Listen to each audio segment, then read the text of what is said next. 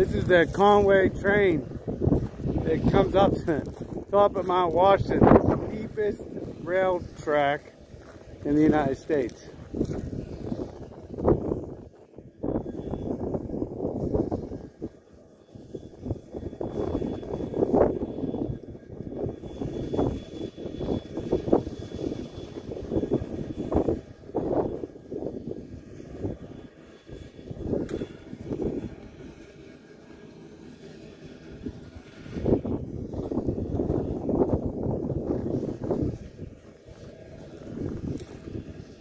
Sure, it's the slowest train too.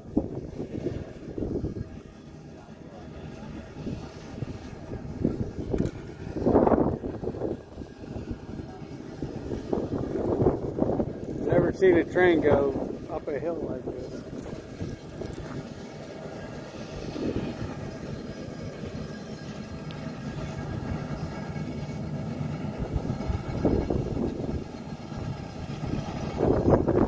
Definitely a lot easier than hiking up it.